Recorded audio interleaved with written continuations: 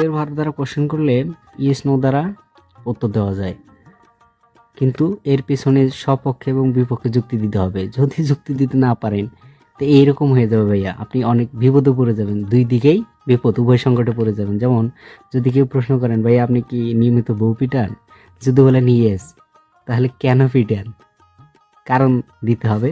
আবার যদি বলেন যে না, তার মানে হচ্ছে নিয়মিত না পিটান কিন্তু মাঝে মাঝে পিটান, তো এটা বোঝা যায় দুই দিকে বিপদ। এই জন্য যদি অক্সিলিয়ারি ভার্ব দ্বারা কোশ্চেন করা হয় তাহলে ইয়েস নো যে কোনো একটা দিতে পারবেন। ইয়েস দিলে তার সপক্ষে যুক্তি দিতে হবে, নো দিলে তার বিপক্ষে যুক্তি দিয়ে তা পূরণ করতে হবে। আসসালামু আলাইকুম, যে যেখান থেকে আজকের এই ক্লাসটি দেখতেছেন সবাইকে জানাই ফ্ল্যাশ ইংলিশ ইউটিউব চ্যানেলের পক্ষ থেকে আন্তরিক শুভেচ্ছা এবং অভিনন্দন। আপনি যদি এইচএসসি ফার্স্ট ইয়ার অথবা এইচএসসি পরীক্ষার্থী হন তাহলে আজকের ক্লাসটি আপনার জন্য। আজকে যে টপিকসটি নিয়ে আলোচনা করব এটা হচ্ছে ইংরেজি ফার্স্ট পার্টের 2 নম্বর প্রশ্নের আলোচনা। আজকে টপিকস নেম হচ্ছে how to write the answer question number 2। How to write the answer question number 2, কীভাবে ইংরেজি ফার্স্ট পার্টের 2 নম্বরের প্রশ্নের উত্তরগুলো করা হয়।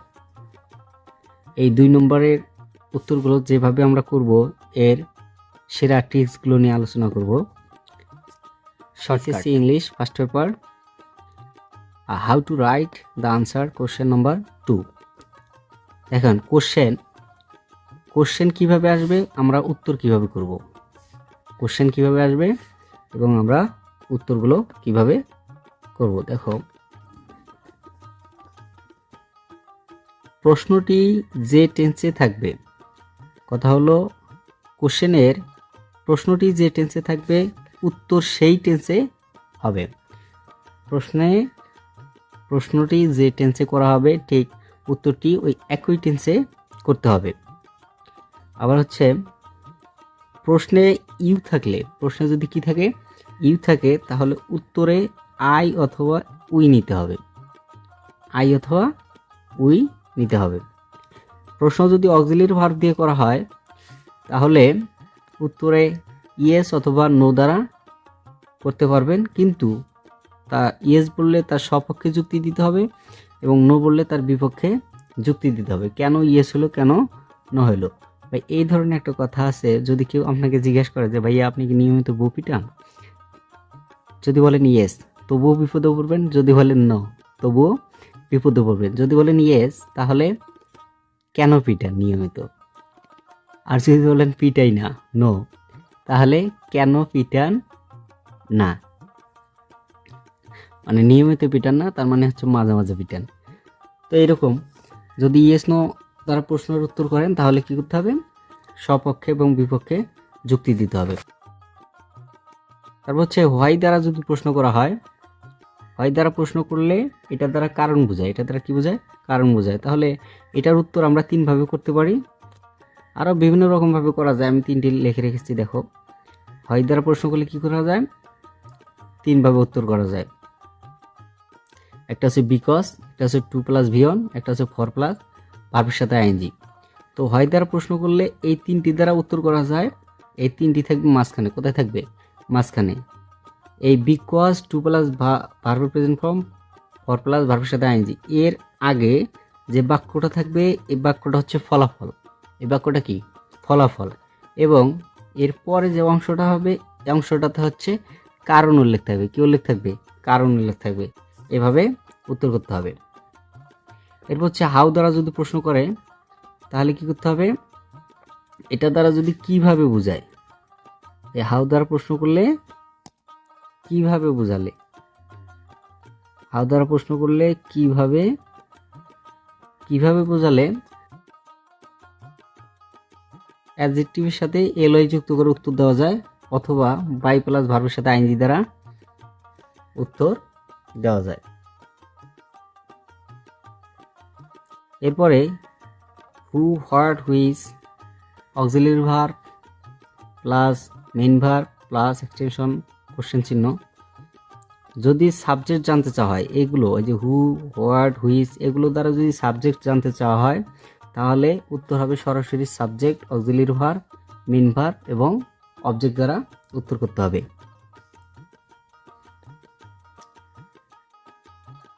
তো আমি আবার বলছি, দেখো প্রশ্নটি যে টেন্সে থাকবে উত্তরটি একই টেন্সে করতে হবে। প্রশ্নে ইউ উল্লেখ থাকলে উত্তরে আই অথবা উই নিতে হবে। অক্সিলিয়ারি ভার্ব দ্বারা প্রশ্ন করলে ইয়েস অথবা নো দিয়ে উত্তর করে, তার ইয়েস বললে তার সপক্ষে যুক্তি দিতে হবে, নো বললে তার বিপক্ষে যুক্তি দিয়ে উত্তরটা কমপ্লিট করতে হবে। হোয়াই দ্বারা প্রশ্ন করলে এই তিনটি দ্বারা করা যায়, বিকজ, 2+V1, অর ভার্বের সাথে আইএনজি। হাউ দ্বারা যদি কিভাবে বোঝায় তাহলে অ্যাডজেক্টিভ প্লাস এলওয়াই দ্বারা উত্তর করা যাবে, বাই প্লাস ভার্বের সাথে আইএনজি দ্বারা। তারপর হচ্ছে হু, হোয়াট, হুইচ, এগুলো দ্বারা যদি সাবজেক্ট জানতে চাওয়া হয় তাহলে সরাসরি উত্তর করতে হবে সরাসরি subject, auxiliary verb, main verb plus object. আমরা শর্টকাট ট্রিক্সগুলো জানবো যে কিভাবে টেন্স এবং প্রশ্নের উত্তরগুলো করা হয়।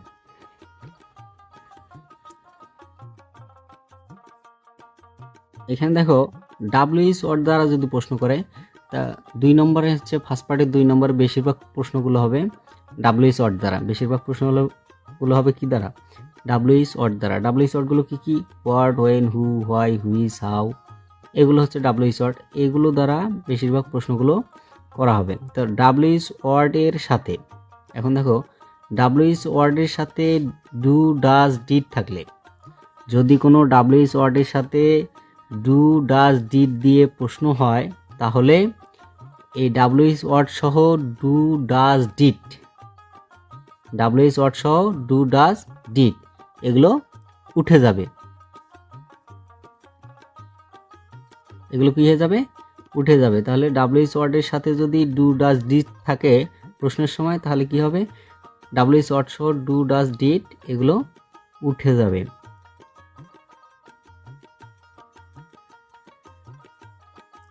প্রশ্ন থেকে সাবজেক্ট নিতে হবে। প্রশ্ন থেকে কি নিতে হবে? সাবজেক্ট নিতে হবে, প্রশ্নের ভার্বটা নিতে হবে। এখন দেখো যদি প্রশ্নতে ডাজ থাকে, প্রশ্নতে কি থাকে? ডাজ থাকে, ডাজ উঠে যাবে এবং ওই প্রশ্ন থেকে যে ভার্বটা নিব আমরা উত্তর করার সময় সেই ভার্বের সাথে এস অথবা এস, ইয়েস অথবা এস যুক্ত করতে হবে। আর যদি ডিড থাকে তাহলে ডাব্লিউএইচ ওয়ার্ড সহ ডিড উঠে যাবে এবং ওই প্রশ্নের যে মেন ভার্বটা আমরা নেব ওই মেন ভার্বটা উত্তর করার সময় V2-তে রূপান্তরিত হবে এবং ডু উঠে যাবে।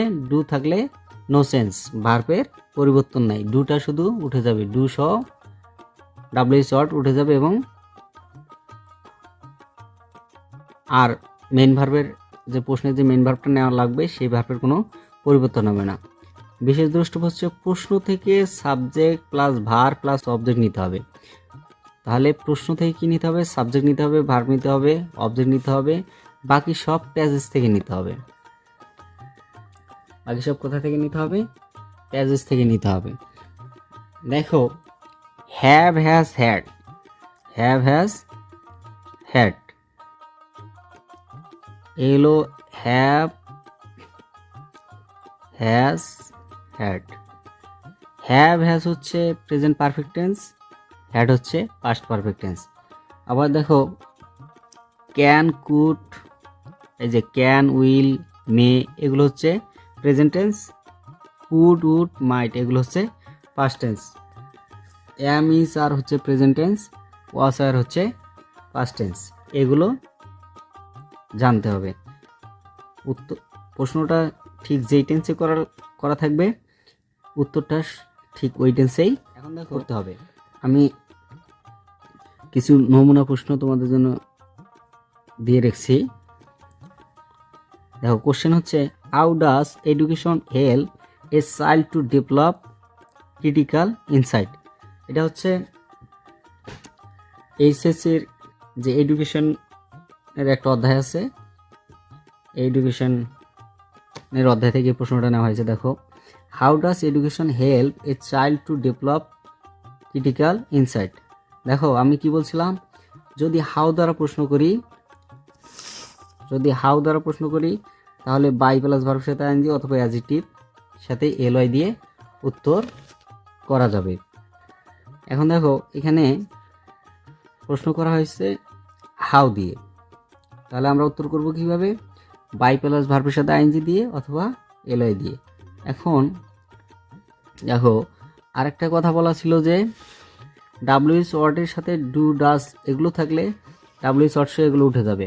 এখন দেখো এখানে লেখা আছে হাউ ডাস, তাহলে কি হবে? হাউ এবং ডাস সহ হাউ সহ উঠে যাবে। তাহলে এখান থেকে সাবজেক্ট নিতে হবে। কি নিতে হবে? সাবজেক্ট নিতে হবে। সাবজেক্টটা কি? এডুকেশন। এডুকেশন নিলাম। এডুকেশন নেওয়ার পর দেখো এখানে কি ছিল? ডাস ছিল। ডাস উঠে যাওয়ার পর এখানে মেন ভার্ব কোনটা? হেল্প। তাহলে হেল্পের সাথে আমরা কি যুক্ত করতে হবে? এস যুক্ত করতে হবে। তাহলে education helps a child to develop critical insight. আমরা অবজেক্ট পর্যন্ত লিখব। তারপর দেখো ক্রিটিক্যাল ইনসাইট বাই মিক্সিং, এই যে বাই প্লাস ভার্বের সাথে ING, by mixing with other kids from different cultures and backgrounds a child can learn moral values by receiving education. দেখো দুইটা সেন্টেন্স লেখা হয়েছে, দুই সেন্টেন্সের মধ্যেই বাই প্লাস ভার্বের সাথে আইনজি। আর দেখো এই যে এটা ক্যান, এই ক্যানটা হচ্ছে প্রেজেন্ট ফর্ম। এটা কি ফর্ম? Present form. এটা কি? ভার্বের প্রেজেন্ট ফর্ম। তার প্রেজেন্ট ফর্ম দ্বারা কি করতে হবে? এই যে টেন্সে থাকবে ঠিক ওই টেন্সে উত্তর করতে হবে। আবার ডাব্লিউ শর্টের সাথে ডু ডাস ডিড থাকলে এগুলো কি করতে হবে? তুলে দিতে হবে। এখন দেখো এখানে যদি হাউ ডাস, এই ডাস না থেকে এখানে ডিড থাকতো, এখানে কি থাকতো? ডিড থাকতো। এখানে যদি ডিড থাকতো তাহলে উত্তর করার সময় কি হতো? উত্তর করার সময় মেন ভার্বটা ভি2 হয়ে যেত। হাউ এবং ডিড উঠে যেত। সাবজেক্ট এই যে এখানকার যে ভার্বটা মেন ভার্ব, এই ভার্বটা কি হতো? ভি2 মানে ভার্বের পাস্ট ফর্ম হয়ে যেত। এখন তখন কি হতো? Education helped a child. আবার এখানে কেন যায় কি হতো? A child could learn moral values. Okay, এরপর দেখো পড়ছে কি? অক্সিলারি ভার্ব দ্বারা যদি প্রশ্ন করা হয়, কি দ্বারা? অক্সিলারি ভার্ব দ্বারা প্রশ্ন করা হয়। এখানে দেখো অক্সিলারি ভার্ব দ্বারা প্রশ্ন করা আছে, do you know about the importance of education? Why? তুমি কি জানো শিক্ষার গুরুত্ব? হয় কেন? এই দেখো ডু দ্বারা প্রশ্ন করলে অথবা ডাস দ্বারা প্রশ্ন করুক, যেটার দ্বারা প্রশ্ন করুক, ইয়েস অথবা নো দ্বারা উত্তর করতে হবে ইয়েস। যেহেতু জানি সেহেতু এটার বিপক্ষে যুক্তি দিতে হবে, সপক্ষে যুক্তি দিতে হবে। যদি নো বলতাম জানি না, তাহলে এটা কি? এটা হচ্ছে বিপক্ষে যুক্তি দেওয়া লাগতো। এখন হচ্ছে কি দেখো, do you know about the importance of education? তুমি জানো, এটা সপক্ষে যুক্তি। কি জানো সেটা দিতে হবে।